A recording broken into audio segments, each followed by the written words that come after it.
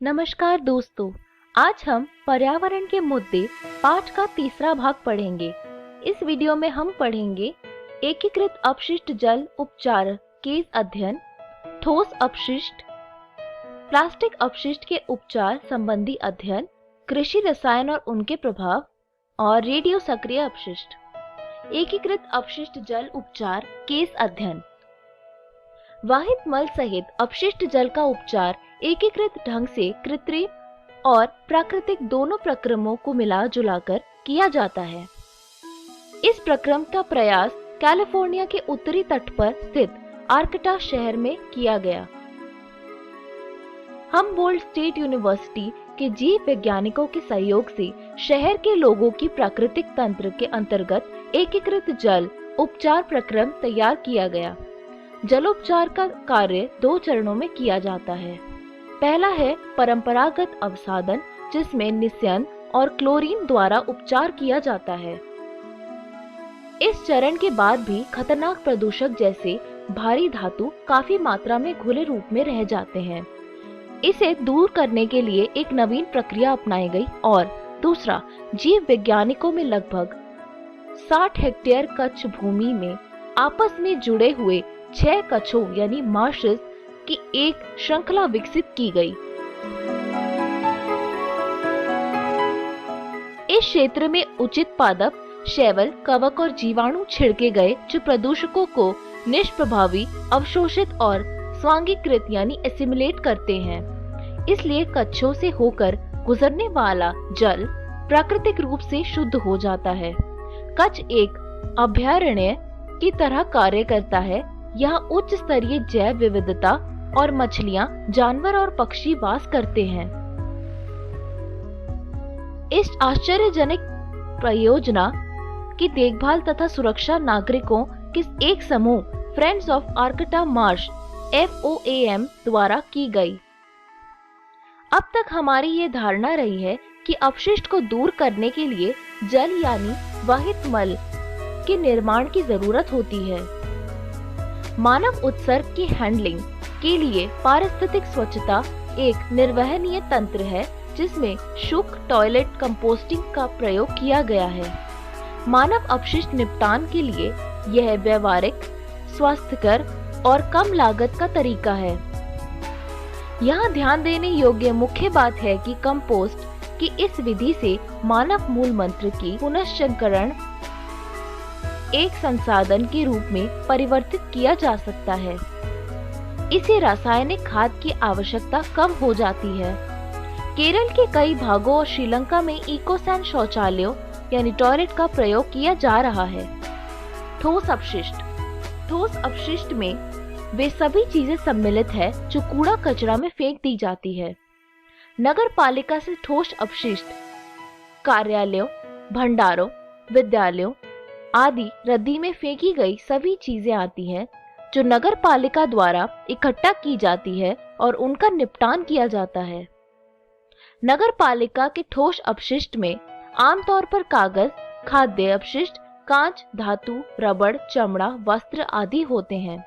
इनको जलाने से अपशिष्ट के आयतन में कमी आ जाती है, लेकिन ये सामान्यतः पूरी तरह जलता नहीं है और खुले में इसे फेंकने से यह चूहों और मक्खियों के लिए प्रजनन स्थल का कार्य करता है। सैनिटरी लैंडफिल्स खुले स्थान में जलाकर ढेर लगाने के बदले अपनाया गया था। सैनिटरी लैंडफिल में अपशिष्ट को सहनन यानी कंपैक्शन के बाद गड्ढा या खाई में डाला जाता है और प्रतिदिन धूल मिट्टी से ढक दिया जाता है। वास्तव में लैंडफिल्स भी कोई अच्छा हल नहीं है, क्योंकि खासकर महानगरों में कचरा इतना अधिक होता है कि यह स्थल भी भर जाता है। इन लैंडफिल्स के रसायनों के भी रिसाव का खतरा है, जिससे कि भौम जल संसाधन प्रदूषित हो जाते हैं। इन सब का एकमात्र हल है कि पर्यावरणीय मुद्दे के प्रति हम सभी को अधिक संवेदनशील होना चाहिए। हमारे द्वारा उत्पन्न अपशिष्ट को 3 श्रेणियों में वर्गीकृत किया गया: जैव निम्नीकरण योग्य यानी बायोडिग्रेडेबल, पुनश्चक्रण योग्य और जैव निम्नीकरण अयोग्य। यह महत्वपूर्ण है कि उत्पन्न सभी कचरे की छटाई की जाए।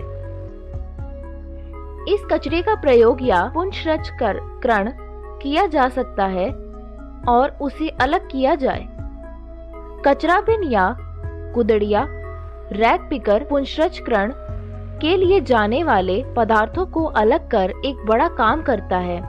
जैव निम्नीकरण पदार्थों के जमीन में गहरे गड्ढे में रखा जा सकता है और प्राकृतिक रूप में अपघटन के लिए छोड़ दिया जाता है।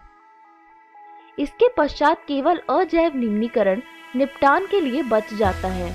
हमारा मुख्य लक्ष्य होना चाहिए कि कचरा कम उत्पन्न हो, लेकिन इसके स्थान पर हम लोग अजैव निम्नीकरणीय उत्पादों का प्रयोग अधिक करते जा रहे हैं। किसी अच्छी गुणवत्ता की खाद्य सामग्री को तैयार पैकेट जैसे बिस्कुट का पैकेट उठाकर उसकी पैकिंग को देखें और क्या आप पैकिंग की कई रक्षात्मक तहों को देखते हैं? उनमें से एक तह प्लास्टिक की होती है। हम अपनी दैनिक प्रयोग में आने वाली चीजें जैसे दूध और जल को भी पॉली बैग में पैक कर लेते हैं। शहरों में फल और सब्जियों भी सुंदर पॉलीस्टीरीन और प्लास्टिक पैक में कर दी जाती है। हमें इनकी काफी कीमत चुकानी पड़ती है और हम क्या करते हैं? पर्यावरण को काफी प्रदूषित करने में योगदान दे रहे हैं। पूरे देश में राज्य सरकारें प्रयास कर रही है कि प्लास्टिक का प्रयोग कम हो और इनके बदले पारिहितैषी या मैत्री पैकिंग की प्रयोग हो। हम जब सामान खरीदने जाए तो कपड़े का थैला या अन्य प्राकृतिक रेशे की बनी कैरी बैग लेकर जाए और पॉलीथीन के बने थैले को लेने से मना करें। बेंगलोर में प्लास्टिक की बोरी का उत्पादन करता 57 वर्षीय अहमद खान ने प्लास्टिक अपशिष्ट के सतत बढ़ती हुई समस्या का एक आदर्श हल ढूंढ लिया है। प्लास्टिक अपशिष्ट के उपचार संबंधी अध्ययन। वे पिछले 20 वर्षों से प्लास्टिक की बोरियां बना रहे हैं। लगभग 8 वर्ष पहले उन्हें महसूस किया कि प्लास्टिक अपशिष्ट एक वास्तविक समस्या है। उनकी कंपनी ने पुनश्चक्रित परिवर्तित प्लास्टिक का पॉलीब्लेंड नामक एक महीन पाउडर तैयार किया। इस मिश्रण के बिटुमिन के साथ मिश्रित किया गया, जिसका प्रयोग सड़क बनाने में किया जा सकता है। अहमद खान ने आरवी इंजीनियरिंग कॉलेज और बेंगलोर सिटी कॉरपोरेशन के सहयोग से बिटुमिन और पॉलीब्लेंड के सम्मिश्रण यानी ब्लेंड का प्रयोग सड़क बनाते समय किया तो पाया कि बिटुमिन का जल विकर्षक गुण बढ़ा और इसके कारण सड़क की आयु 3 गुना अधिक हुई। पॉलीब्लेंड बनाने के लिए कच्चे माल के रूप में किसी प्लास्टिक फिल्म अपशिष्ट का उपयोग किया जा सकता है। प्लास्टिक अपशिष्ट के लिए कचरा चुनने वालों को जहां 40 पैसे प्रति किलोग्राम मिलता था, अब खान ने उन्हें 6 रुपए प्रति किलोग्राम मिलने लगा है। बेंगलोर में खान की तकनीक का प्रयोग कर वर्ष 2002 में लगभग 40 किलोमीटर सड़क का निर्माण हो चुका है। वहां पर अब खान को पॉलीब्लेंड तैयार करने के लिए जल्द ही प्लास्टिक अपशिष्ट की कमी पड़ने लगेगी। पॉलीब्लेंड की खोज के लिए आभार मानना चाहिए कि अब हम प्लास्टिक अपशिष्ट के दमघोटू दुष्प्रभाव से अपने को बचा सकते हैं। अस्पताल से खतरनाक अपशिष्ट निकलते हैं, जिसमें विंस्क्रामिक डिसइंफेक्टेंट और अन्य हानिकारक रसायन तथा रोगजनक सूक्ष्मजीव भी होते हैं। इस प्रकार के अपशिष्ट की सावधानी पूर्वक उपचार और निपटान की आवश्यकता होती है। अस्पताल के अपशिष्ट को निपटाने के लिए भस्मक यानी इंसिनुएटर का प्रयोग अत्यंत आवश्यक है। ऐसे कंप्यूटर और इलेक्ट्रॉनिक सामान जो मरम्मत के लायक नहीं रह जाते, ये इलेक्ट्रॉनिक अपशिष्ट यानी ई अपशिष्ट कहलाते हैं।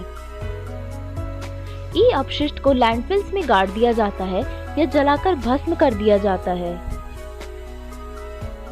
विकसित देशों में उत्पादित ई अपशिष्ट का आधे से अधिक भाग विकासशील देशों, खासकर चीन, भारत तथा पाकिस्तान में निर्यात किया जाता है, जबकि तांबा, लोहा, सिलिकॉन, निकल और स्वर्ण जैसे धातु रिसाइकलिंग प्रक्रियाओं द्वारा प्राप्त किए जाते हैं।